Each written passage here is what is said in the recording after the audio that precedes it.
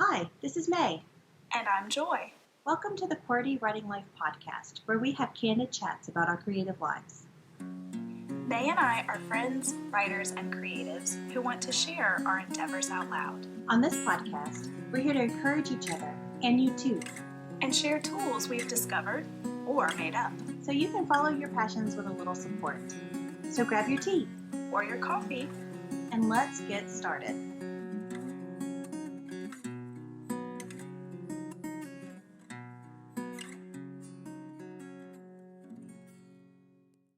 Hello everyone, it's another week. Hello and welcome. Tonight we're going to talk about the things that you actually owe your audience and the things that you don't.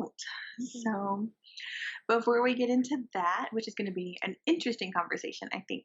Yes. But before we get into that, we're going to talk about our creative weeks. So Joy, what did you do? Well, I am pleased to report, knock on wood, hopefully I'm not messing anything up at this point, but I have written every day this week. So I've written for 4 days in a row. And it's only been an hour each day, but I have stuck to it and I'm very excited. So that's huge. Yeah. Wow. I know. So for me, it was really just, putting the time, and it's the same time every day. And I might end up changing that hour. I don't know. I haven't decided yet, but just having it set, is helpful. I like it. I like it. What time are you going with? I'm doing 4 to 5 right now. So, yeah. I think I'm going to have to move it to 3 to 4, maybe. I don't know. Yeah. It's hard. It's hard. But the fact that you have tried it for 4 days in a row, maybe this isn't the best time slot for you, but you know that now. Yeah. So you can make some adjustments as you go along. That's true. And I will say, I feel like it's become a groove thing, like it's one of those habit things. And so I am able to get into the mindset a lot quicker. This has shown me that when I do it every day, or at least say 5 days a week or something like that, I know where I was just a day before. So it's not so jarring. So it's pretty exciting. That is exciting. Keep us posted. Yeah, I will. Definitely. So tell me about your week. This week was fun. I had a great week.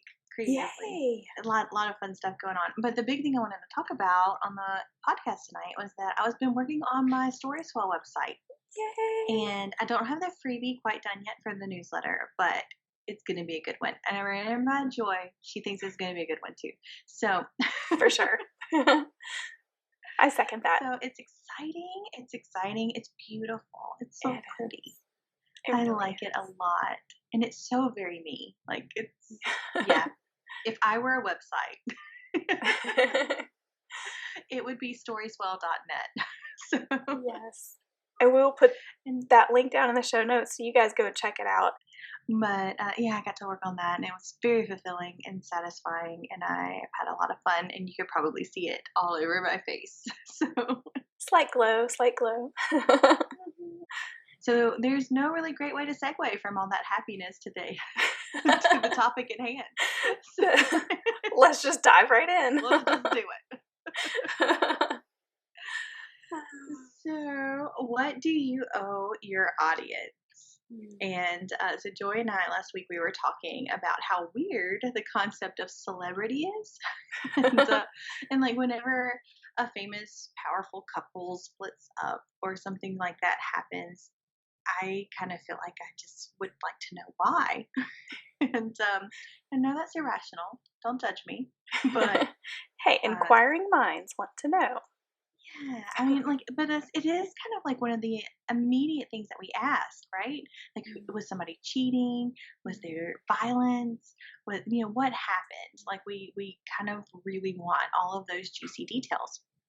And I can't be the only one because there are companies like TMZ and all of those other paparazzi people who are just like all over the place. But so we were talking about this, and we were kind of pulled into this idea of what we as the audience is owed in the realm of authors that we follow, and also what we put out there into the world. And so, what do we owe our audiences? Hmm. Not that we're celebrities or anything, although I do kind of look like DJ Tanner, I've been told. So, You do. You totally do. It's so funny. but yeah, so we're not there yet. But I do think that, as people who are putting our art out into the world, who have social media presence, who have a website, things like that, that we are positioning ourselves to be mentors to someone. And maybe that is the equivalent to celebrity, that we're talking about in this episode today. But and you have to recognize that, like, with celebrity comes a certain loss of privacy. And all celebrities are still human beings, and we are human beings, even if we end up being mentors to other people. And we all have emotions, and we all have good days, and we all have bad days, and we all have things, big things, that happen to us. And that's something that we as consumers should respect. And so part of the responsibility lies on us as consumers, for sure. But pursuing a public career, we have to understand that comes with certain expectations. Yeah, certainly. And so we've actually talked before on sharing you with the world. That was season 2, episode 12. We shared a little bit on this topic there, but in that episode, we gave some tips on what to think through when you consider how much of your personal life you put on social media. So you might want to check that episode out if this is something that is interesting to you or something you think would be helpful. In this episode, we're focusing a little bit more on what happens when some big life event happens to you. In those moments, what do you really owe to your audience? Yeah, and when we consider, like, what we consider these big events or things like, well, like divorce, we've already kind of touched on that a little bit. But also, we've lost loved ones before too, and we know other people who've lost loved ones, and that are in these higher up positions too. And then there are things that are illnesses. So it could be a temporary illness, or it could be a permanent one that we have to fight really, really hard. And sometimes we don't feel like putting those things out into the world. So those are some examples of some big life events that we kind of are addressing here. It's not necessarily the little things, even though the little things can be really high emotion at the time as well. So it might be more short term, but it could affect you in some of the same ways. So it's really, use your own discretion as what you are considering a big thing in the rest of this episode. Yeah, for sure. So I think maybe going with the divorce example, because that's kind of the first one that we led with. I think when I kind of thought through this, like, okay, what is owed to your audience? You most likely don't owe an explanation to anyone for this. If you feel the need to declare your change in status, you certainly can, but you probably don't need to give any other details. However, if your relationship is a huge part of your public profiles, or if you've written books on marriage, or this has kind of been a big part of your platform or your public persona, you might owe your audience just a little bit more explanation. In the first case, of if your marriage was just a big part of what you posted, like you posted pictures with that person or something, you may still not really need to give any details, okay? But in the second one, though, that's where we get into more dicey territory, I feel like. People who have looked to you for marriage advice, who have bought your books on marriage, okay, they've purchased lectures, they've purchased conference tickets, they've looked up to you as kind of a beacon for that topic. They might deserve just a little bit more. So think about it, because if you were the person who kept them from going to the divorce lawyer's office, and now you get divorced, they're going to be rethinking a few things. You've put yourself in a position of that mentor position, like you were saying earlier. But you still, I don't think, owe them all the sordid details. You're dealing with a matter that concerns another human being too. Okay, so there's that. And their personal life and privacy. So that has to be taken into consideration. If you've got children, that complicates matters. You're trying to keep their, little lives as private as possible. Legal battles come into issue. If you co-own businesses, intellectual property, all of these things come into play and will change how you might approach the situation. So when I was thinking about that particular example, those were just kind of some of the things that came to my mind. So I don't know. What do you think? I think you're spot on with that one. I do think that you might owe in quotations, so air quotations around you might owe your audience a little bit more if you are in the field, as we like to say. Yeah. If you're in the marriage field, with the books and the podcasts and the blog posts and all of these things. However, and I think that what I'm about to say applies to all of the things that we're going to talk about. And vulnerability and authenticity does not mean that you have to be transparent on the details. So you don't have to say specifics on anything ever if you're not comfortable with it, especially in wounds that are open and bleeding. So, and the reason I know this is because Brene Brown said so, and I trust Brene Brown. So there you go. That's the thing there too, is that you don't have to give a point by point chronological order revelation of how it went wrong. And that's so private and that's so personal. And yes, you have a public persona and a public entity that is everything that you've built so far, but there has to be a line, because if there's not a line, then you're not going to be able to survive this. And these things are big and these things hurt and they're hard, and I just feel like protecting yourself is going to be a good option here. Now, once it's over and you've had time to process and your kids are gone and all the legal battles are settled, those things, if you feel compelled at that point in time to write some sort of memoir or, blog series or something on how this happened and what, that's up to you at a later time. But as far as like the rawness and the immediate situation, I think that, erring on the side of conservatism is a good idea, just until you can get your head wrapped around some things. But either way, you don't have to write the memoir. You don't have to give the bullet points. You don't owe those things to your audience. All right. So I think next we talked about the loss of a loved one. And, this is something that unfortunately most of us are probably going to face at some point during our public careers or whatever.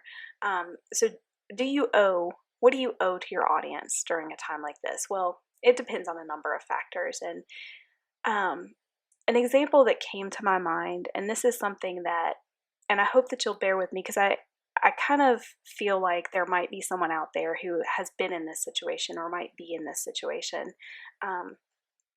Let's say, for example, that you are expecting and you've shared your good news on your public platform.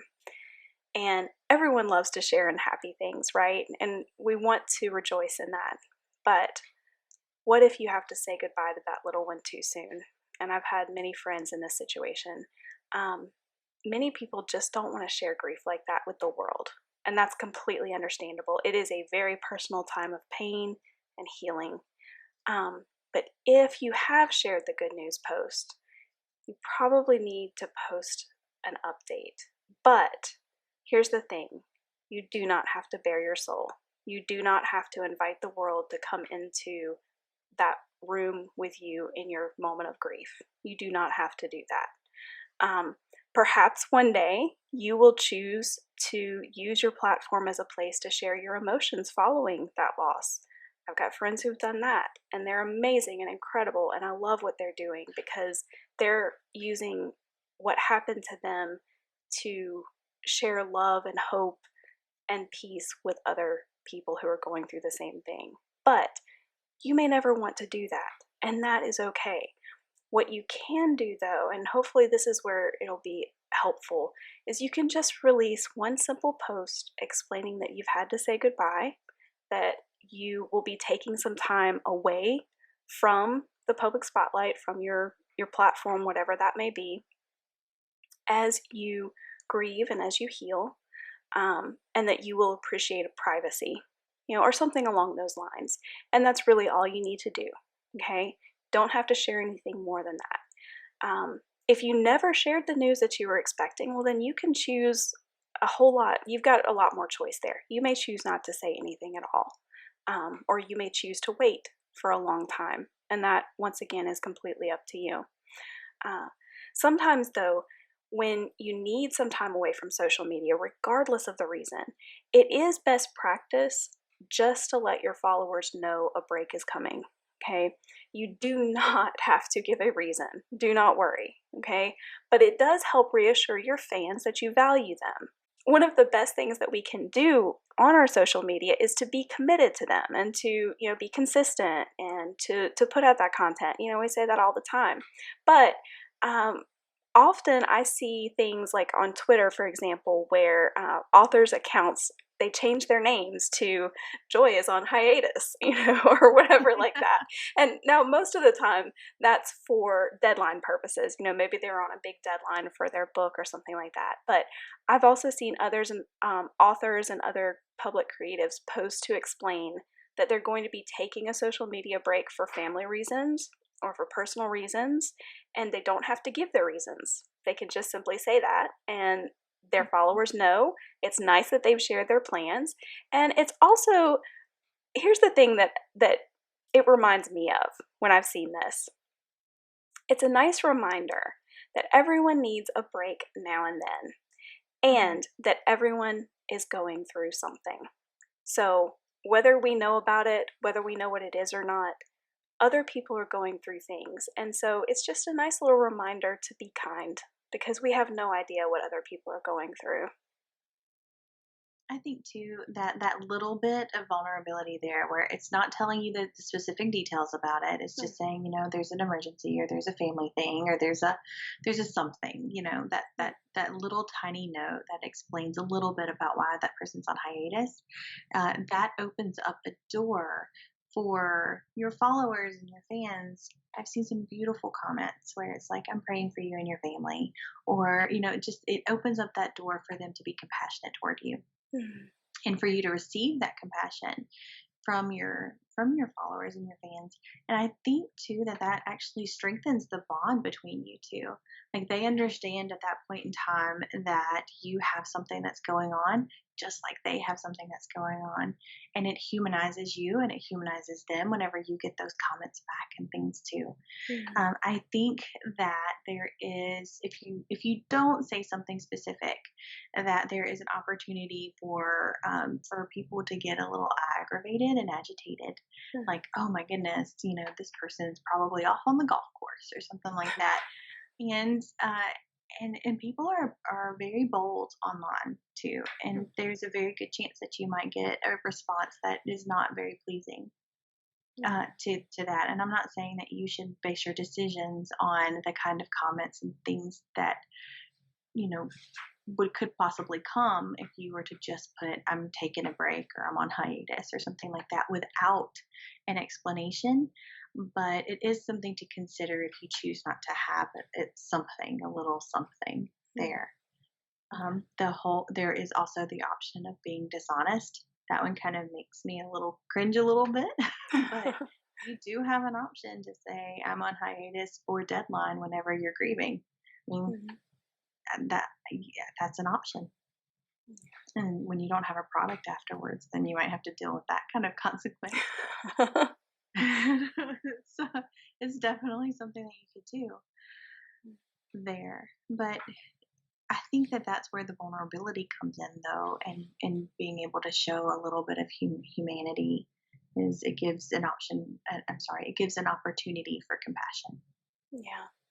And like you said, that compassion can be a beautiful thing. And we we don't often think about it in terms like this, but when we give others the opportunity to show that they care and to show that compassion, and to show that they're alongside us, it's actually helpful for them as well.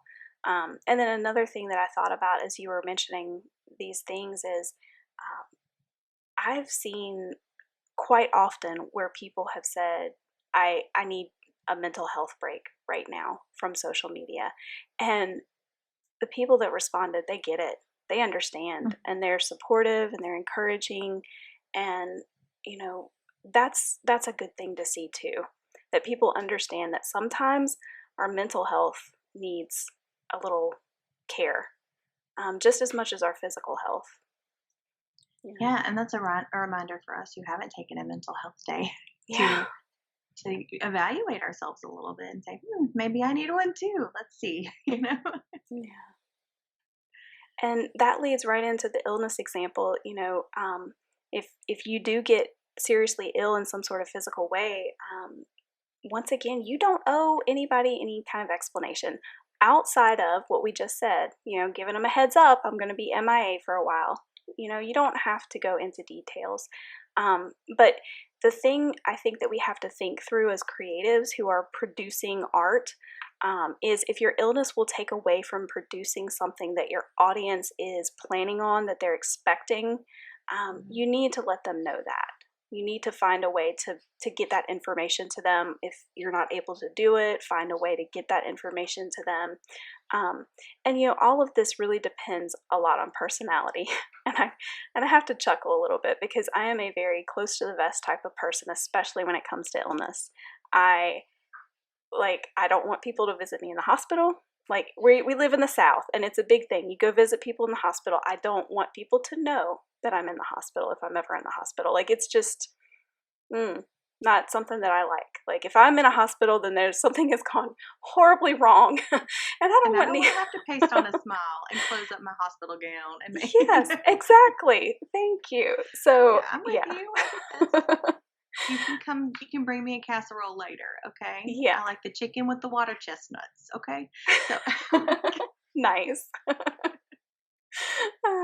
See what, just send the Domino's delivery guy to my door, oh, even better. Stranger, perfect. So good. I'm glad you feel me on this. Yes, I'm with you. So yeah. But I will counter and say that there might be somebody else who is, potentially struggling with the same illness, and there might be some hope in there for you and for that person if you guys were to find each other. And the same thing with the loss of a child. There's so many people out there who this has happened to, that are just beautiful, beautiful souls who have gotten to a place of healing where they feel like they can reach out to other people who are in the same situation. And I think that the reason, or one of the reasons why we feel this way as fans, is that we have had so much contact with these people, that we consider our mentors and celebrities on social media. We've seen them on the television screen. We've heard them on podcasts. We've heard them in interviews. We've watched them on YouTube. Like, we feel almost as if we know these people. Yeah. And it's not true. We are strangers. But there's an emotional attachment to this.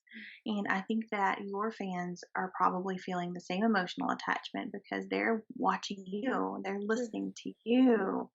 They've formed this attachment, and if they can help you in a way, even if it's just a kind word or an emotional support, then I think we'd be surprised sometimes what kind of response we would get. I hope we'll be surprised sometimes what kind of response we'll get. I do still have hope in humanity. I do still think there are beautiful souls and beautiful people out there, and it's ultimately a good world.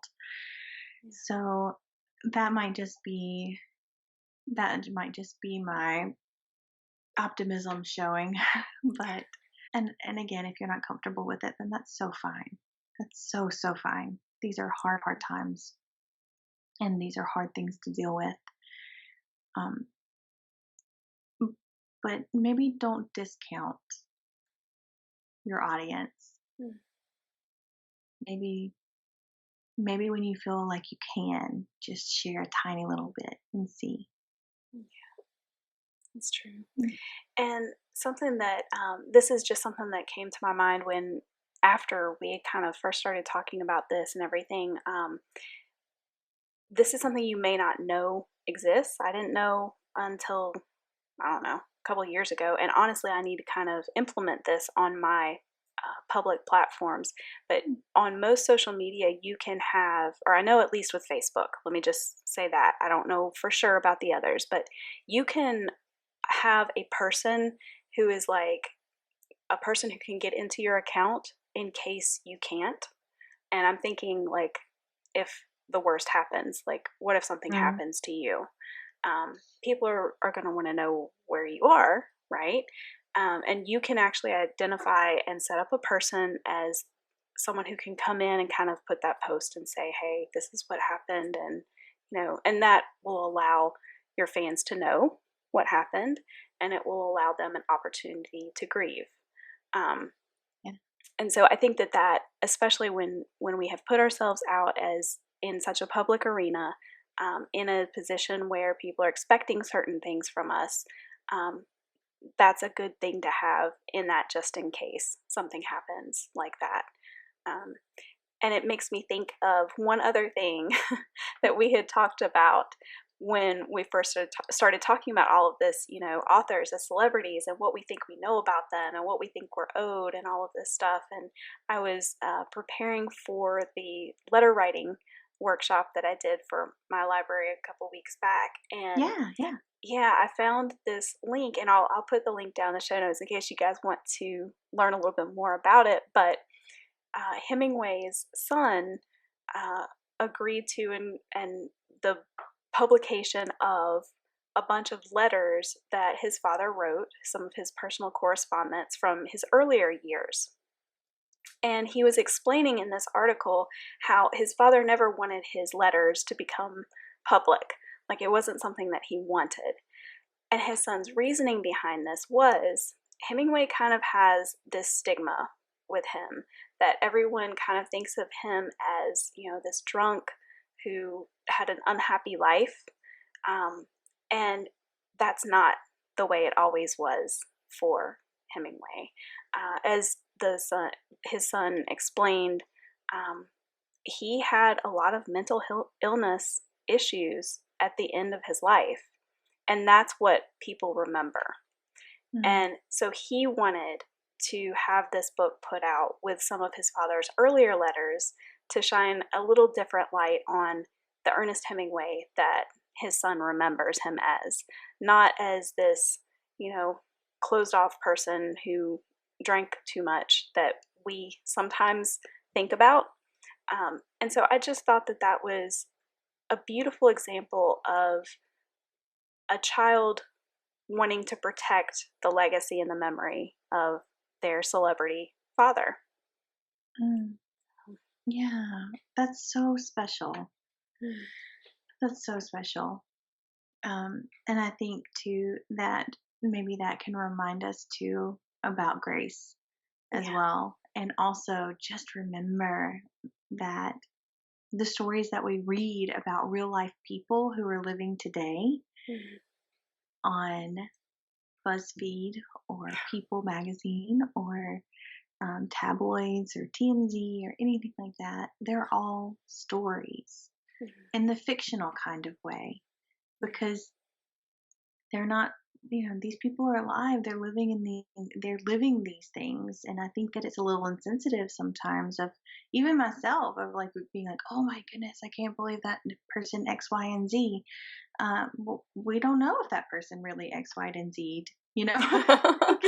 They could have A, B, and C'd. They could have done it. Yeah, exactly, exactly.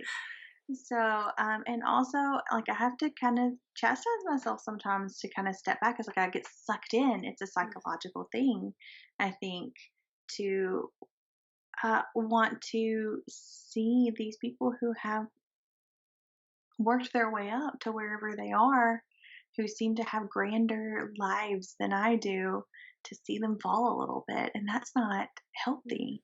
That's so unhealthy for me. And that might not be you, but I found myself doing that with this particular person who, was having a divorce. It was like, you know, I was like, oh man, this is not okay because I don't know the story. It could, it could be the right thing, but it's honestly not my place to judge either. I don't need to have the details because I'm not the judge. And honestly, there have been so many good things that this particular person has put out into the world. Mm. So many good things. So many people have been helped. So many lives have been changed. And I think it's important for us to remember too that some bad things, some bad decisions, some bad press, that doesn't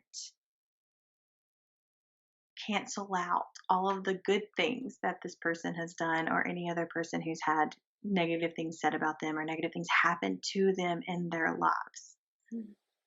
So Yeah. if somebody's being quiet, if somebody is not speaking up about this hard thing, and then have some grace, have some compassion, be that commenter who's like, you know what, I'm praying for you, man, Mm. be that person. And then if you are the person who's experiencing the bad thing, maybe allow your people to be that person for you. Yeah. Yeah, That kind something of like almost that. sounded just like a QWERTY challenge, I feel like. Oh, well, yeah, that's your QWERTY challenge, peeps. So We challenged him and didn't even know it, man. it's just come so naturally It does. after 2 seasons. It's just natural. I agree. Well, was there anything else that you wanted to add about this topic? I don't think so. I think if I were going to add anything to the challenge, it would just be if you're not in either of those positions right now, but maybe this kind of just gets you thinking about your own public platform and if there are some things that maybe you need to think through just in case some big thing happens, or just it could be as simple as what I mentioned about making sure you have someone who can get into your accounts if the need arises. Whenever these big things happen, that we're not necessarily in a mental state to be able to make these good decisions, and we'll either splatter everything out or we won't do anything and we'll just go silent. And either one of those, those are the two extremes. But if you've already thought about how you're going to handle hard times Yeah. on your social media platforms, on, however you reach out to people, Hmm. if you go ahead and have an idea about how you'd like to handle that, that's actually one stress that you won't have to deal with whenever the big things happen. That's true. And as you were saying that, it made me think we don't want to think about these horrible big life events happening, right? Okay, so instead of that, it might actually be easier for us to just simply think about our audiences. Think about the people that you interact with on a daily basis and how do you interact with them? And are are they, what do they expect from you? Like, do they expect for you to post often? Do they expect consistency in your posting? And if we just understand our audience and know who they are and how they interact with us and what they expect from us, I think that in itself will help us know how to handle those bigger things Yeah, should that's they well arise. well Yeah. put, well put. And I think that too, because we are mostly writing centered as far as our creative outlet, we don't really know the audiences of other creative mediums Yeah. and how you really reach out to them and what you do there. So this, you do have an audience though, and you do, even if it's an in-person audience, like there is an audience there if you're putting your art out into the world. And so just consider how you're reaching out to your audience, what their nature is. Readers tend to be very good natured people. So I feel like I can have that optimism about the comments and opening up with just a touch of vulnerability and that sort of thing with the reader audience in mind. But if your audience is, if your audience tends to be sharkish, then you might not want to go that route. That is true. Know your peeps, man. Yeah, that's right. Know your audience. It's not just for your product; it's also for your platform. That is alliteration. Ooh, look at you. Mhm. That's Well, awesome. I think that's good for tonight. What about you, Yeah. Joy? I do. I think that's great. And I hope that even though this was kind of a deeper, somewhat darker topic, I hope that it was helpful just for you guys to kind of have some thoughts in mind. We hope that you have a wonderful week. Yes, and go make something. Bye. Bye. Thanks for listening until the end. Seriously, you're a trooper. Do you think QWERTY Writing Life is the bomb? May, you just said the bomb. Don't you censor me. If you think QWERTY Writing Life rocks ice for real, Oh my word. please rate, review, and share us with others. If you have questions about this week's episode or want to start a conversation, you can reach us by visiting QWERTYWritingLife.podbean.com. We'll be back next week with more candid chats for you.